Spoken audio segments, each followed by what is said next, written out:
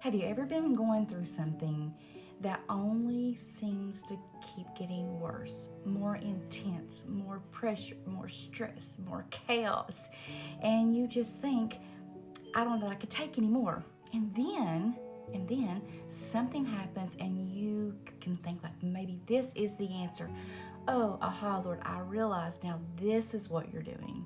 Only to find out that the circumstance continues to go in a different direction with more stress, more pressure, and more chaos.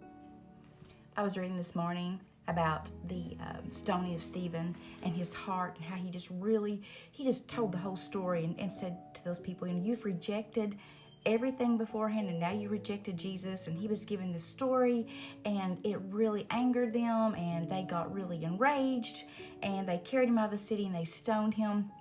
And then, and as I was reading in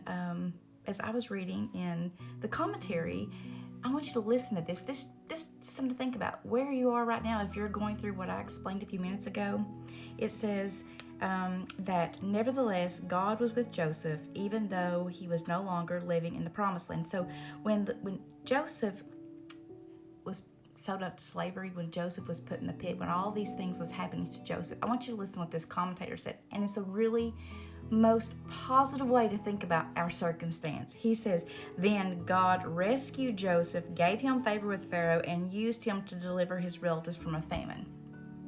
You call that a rescue? You call all that he went through a rescue? But sometimes God has to rescue us from ourselves, because it's ourself that puts our own self into bondage, into stress, into chaos, into a mess. Sometimes God has to deliver us from ourselves. I thought about the crazy rescues. I thought about when he rescued Moses by having him as a baby put into a basket weave going down the Nile. That was a rescue. He rescued him from a situation, put him in a different situation so that he could in turn do the will of God and lead the Israelites out later on. In the deliverance, all the way being chased by Pharaoh's army, standing up against a great water. And what do? They panic and they start complaining. You call this a rescue, God? But then the seas parted. You see, everything that we go through, we've got to stop looking for our own glory and our own way out. We have to trust the process, even if this does not feel like a rescue at all. The rescue sometimes is the things that we can't see. God removing us from a position and putting us somewhere else where it seems more intense and more hard, kind of like Joseph. I can go on and list different people. Job was kind of rescued from himself. Every individual that's written in this book that has gone through something. David, you think that when he was fleeing for his life, that was a rescue mission? If we had not been rescued from ourselves, if we had not been put in a place of where it's more stress, more pressure, how could we ever be preserved? How could we ever get to the place where God can use us? It's all the things that we endure and all the things that we go through.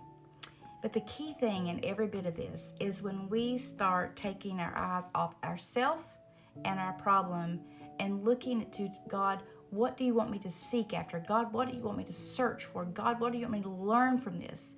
And most importantly, we are every day seeking whatever we go through for His glory, not for our own.